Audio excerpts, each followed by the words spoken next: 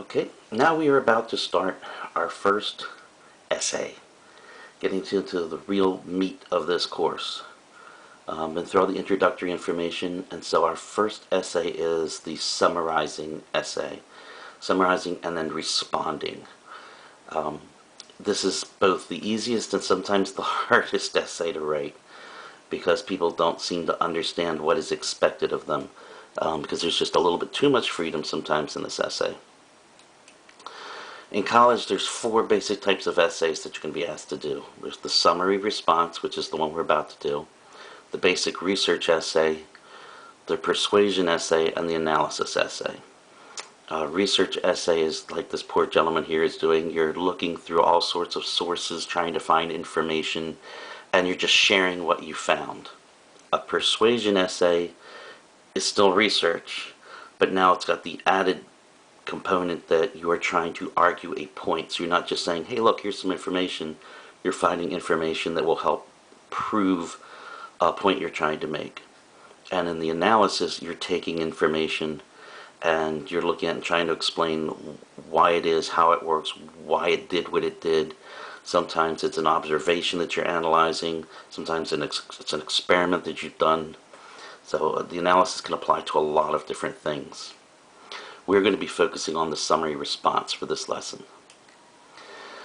In the summary response, what happens is that your instructor has assigned you an article or some other kind of reading assignment and then wants you to briefly respond to it. So, like what's going to happen here is I'm going to have an article for you to click on and read.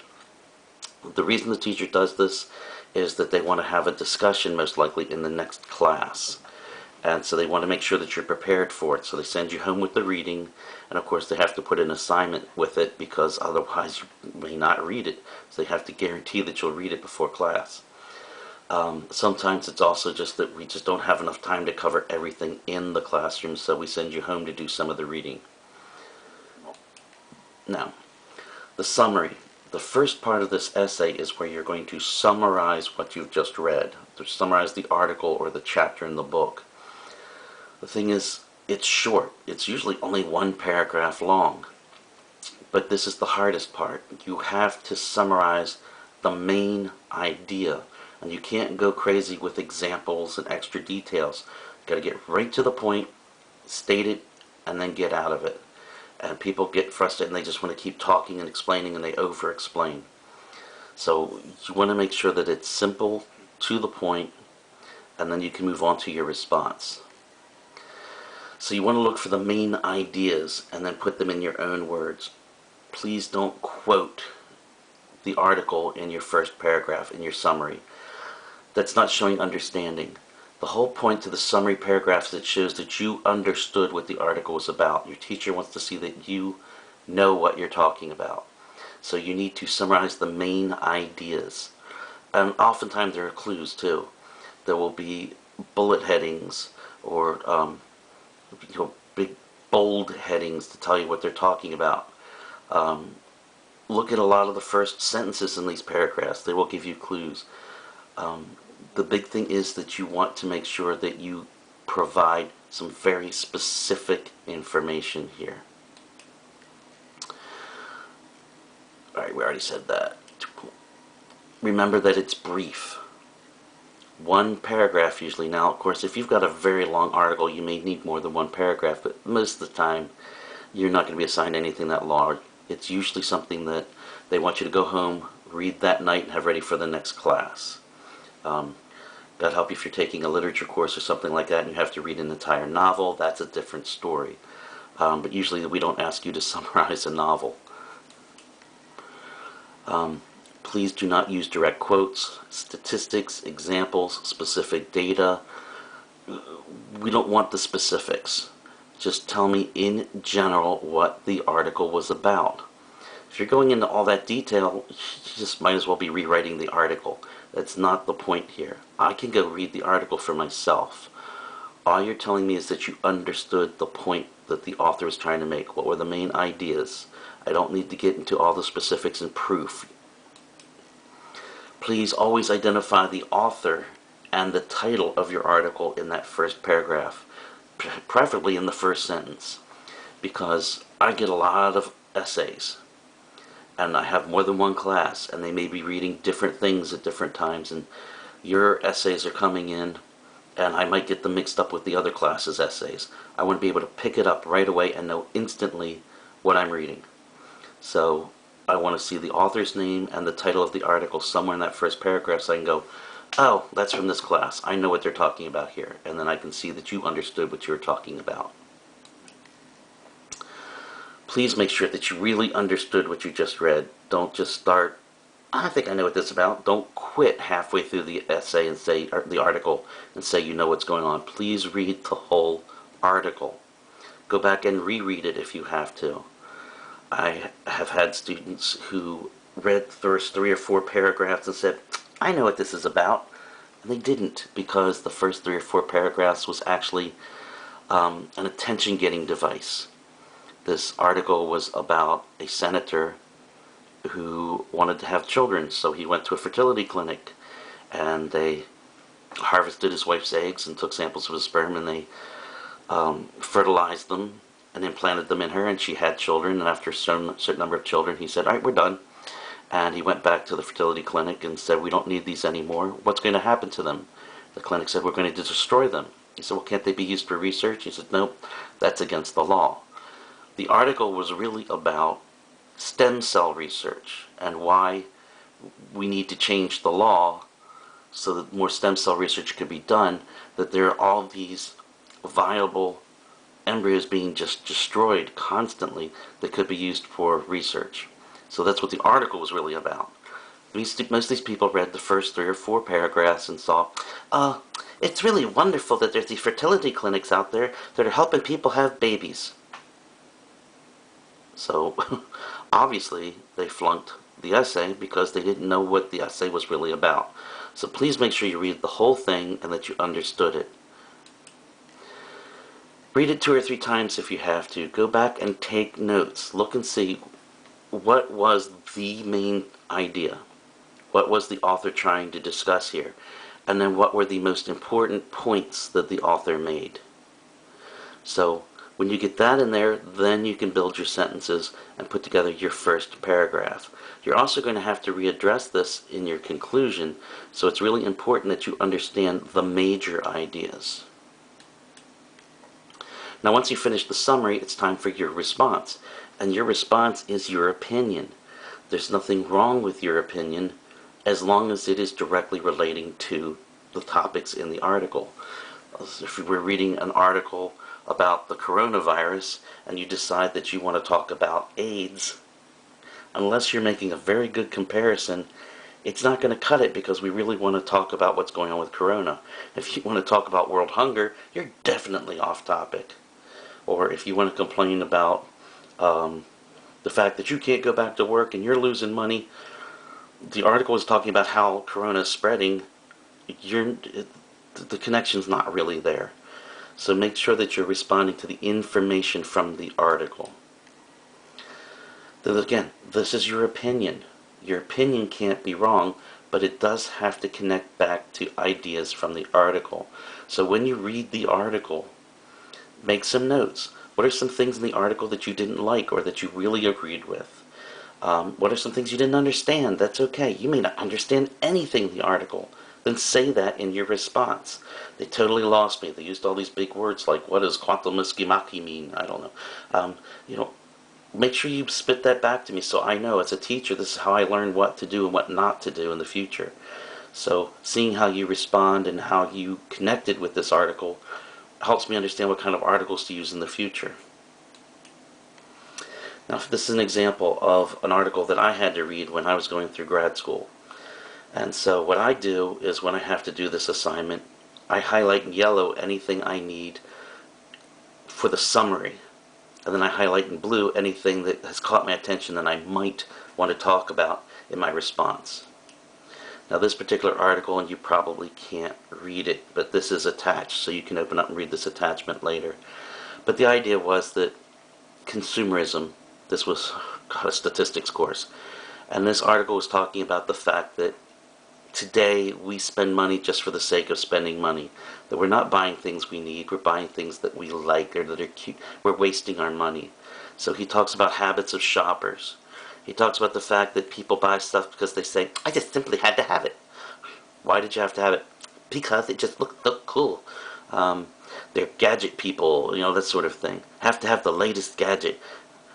It's the new must-have object. And whoops, sorry about that. He specifically talks about the new iPhone that had come out at the time. Now this was 2008, so I think this was the iPhone 5 or 6 maybe. But he was talking about how people shut down their places of business and went and got in line so they could go buy the latest iPhone, which really wasn't any better than the previous iPhone. It just had a few more doodads and gadgets on it. So that's the point that he makes here. This is his topic paragraph. So notice I have highlighted almost the entire paragraph because this is where he really makes his point. Notice you don't see any yellow anymore because I've got his main idea. Everything after this is him using examples. I don't need to talk about the examples in the summary paragraph. But there were things about his examples that bugged me that I wanted to talk about. The fact that this new iPhone cost $600 and wasn't much better than the existing iPhone, the one that preceded it. We saw the iPhone 10 came out at $1,000. What did you get for that $1,000? I can have a little puppy dog face show up on my screen to talk in my voice. Really? The fact that he talks about consumerism has become almost like religion in our culture. It's become more important than than family, than religion. It's more important for us to make money so we can go out and spend money. That's what drives us to get these better jobs or to work all these outrageous hours, because I have to have the money to have a swimming pool in my backyard, and I have to have 3 cars, and I have to have a huge widescreen TV, and I have to. The only thing we have to have is food on our table, clothes on our backs, heat in the winter, and a roof over our heads. Other than that, it's all bonus. So here in his conclusion, notice I'm back to yellow, he makes his main point again. So I wanted to make sure that I didn't miss that. Then I wrote my essay, 1 paragraph summary, and then I wrote 4 or 5 paragraphs saying what I thought about the thing. Now the hardest part is summarizing. This is where most people mess up. What happens is they do a summary paragraph and then they just keep summarizing. They just keep restating information from the article. I don't want you to do that. I want to hear what you think. This is the one and only essay where you're allowed to use the word I. Well, I thought that, and I believed, and I couldn't believe that I saw, and do people really do? You're allowed to make those kind of statements. This is more informal. This is more conversational. So while that first paragraph is formal, because you're restating the the article. I keep doing that. But the rest of it is you. So speak in your own voice. Now, here's an example in this particular thing. Here's the original paragraph. You can summarize this in 1 sentence. Picture this. A herd of elephants flies past you at 60 miles per hour, followed by a streak of tigers, a pride of lions, and a bunch of clowns. What do you see? It must be a circus train. One of the first uses of the circus train is credited to W.C. Coop. He partnered with P.T. Barnum in 1871 to expand the reach of their newly combined shows using locomotives. Before circus trains, these operators had to lug around all of their animals, performers, and equipment with a team of more than 600 horses. Since there were no highways, these voyages were rough and took a long time. Circuses would stop at many small towns between the large venues. Performing at many of these small towns was not very profitable. Because of these limitations, circuses could not grow as large as the imaginations of the operators. After they began using circus trains, Barnum and Coop only brought their shows to large cities. These performances were much more profitable, and the profits went towards creating an even bigger and better circus. Multiple rings were added, and the show went on. Today, Ringling and Brothers and Barnum and Bailey Circus still rely on the circus train to transport their astounding show, but now they use 2 trains. So what you do is you look back at here and you think, what is the theme? What is the main idea here? What word do you see over and over and over again? The word train. Whoops, back. I forgot I was in this. You see the word train over and over. Locomotives. Trains again. Trains, trains, trains, trains. Gee, trains must be important. I figure train has something to do with the main idea here. And the main idea is that the train made it possible for the circuses to grow. Anything else after that is unnecessary detail. So you could possibly summarize this in one sentence like this. The invention of the train made it easier for circuses to move their animals and equipment. This caused profits to increase and the size of the circus to grow. That's the main idea of the paragraph. Everything else in there is just detail. We don't need to go into the detail. This one's a lot harder because remember, you have to put it in your own words to show that you understood it. If you're just chunking words from the original, you're just being a parrot. A parrot can repeat anything. It doesn't mean that the parrot understands it. So in this one, Jacques Cousteau, who was a great inventor and huge ocean explorer, he invented the current scuba outfit that we use, the aqua lung, the face mask, the actual scuba suit itself, the fins, all of it. We wouldn't be exploring the oceans today if it wasn't for this man. So here's the original paragraph. The Antarctic is the vast source of cold on our planet, just as the sun is the source of our heat, and it exerts tremendous control on our climate, Jacques Cousteau told the camera. The cold ocean around Antarctica flows north to mix with warmer water from the tropics, and its upwellings help to cool both the surface water and our atmosphere. Yet the fragility of this regulating system is now threatened by human activity. Now, he said this all the way back in 1990, 30 years ago. We still haven't figured it out. We're still not listening. How do you summarize this in your own words? People tend to say, the Antarctic is the source of our cold. No, you're repeating Cousteau. You can't do that. You say, it's threatened by human activity. Again, you're using his words. You have to somehow put it in your words. This is tough. Don't let this overwhelm you. Don't be afraid to be simple. Think like you're trying to explain this to your 6-year-old cousin or your little brother or sister. And you'll find that this gets easier. Antarctica is like a giant ice cube, cooling the waters of our planet. However, people are causing the Earth to warm, and the ice in Antarctica is now in danger of melting. See, I haven't used any of Cousteau's phrases, but I still said the same thing, just in simpler terms. Don't be afraid of sounding stupid. Nobody's going to think that. We want to see you explain it, so explain it simply. That proves you understood it. Okay, so that's the lesson. Now here comes your assignment.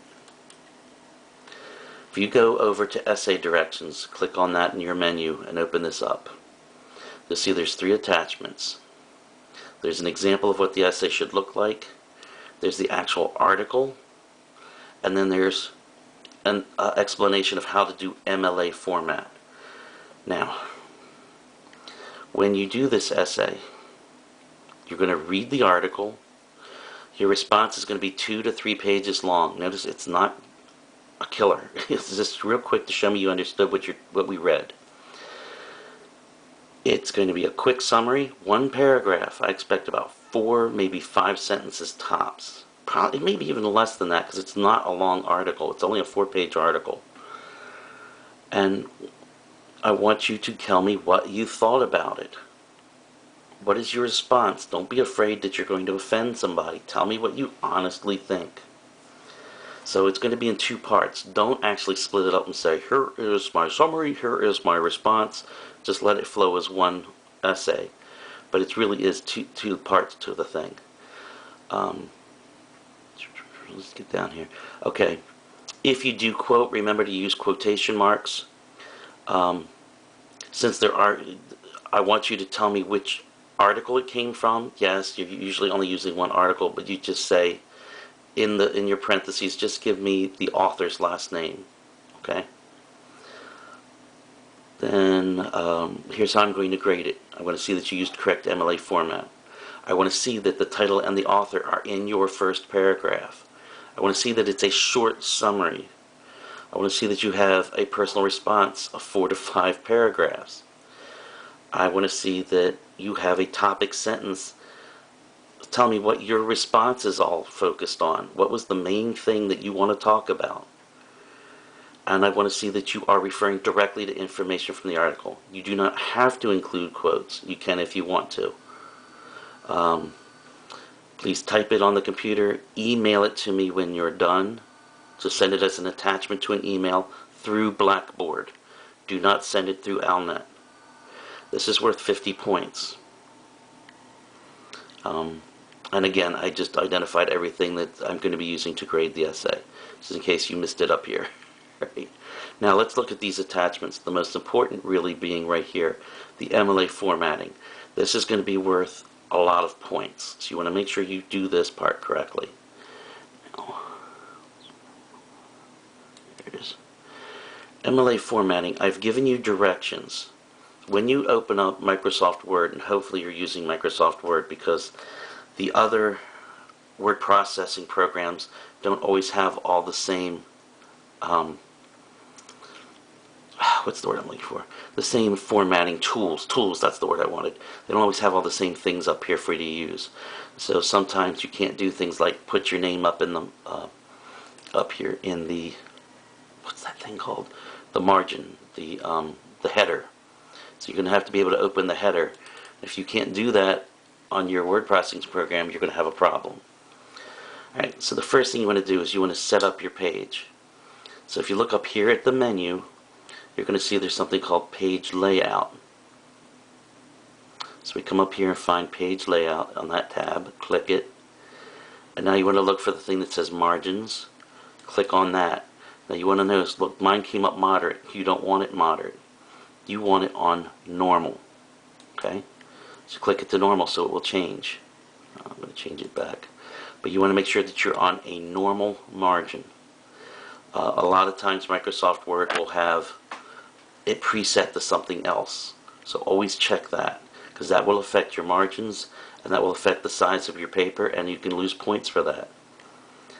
Please make sure that you use Times New Roman and 12 point. So we go back to home, and here's font. So we can do the drop arrow and make sure we're on Times New Roman. Make sure it's on 12 point.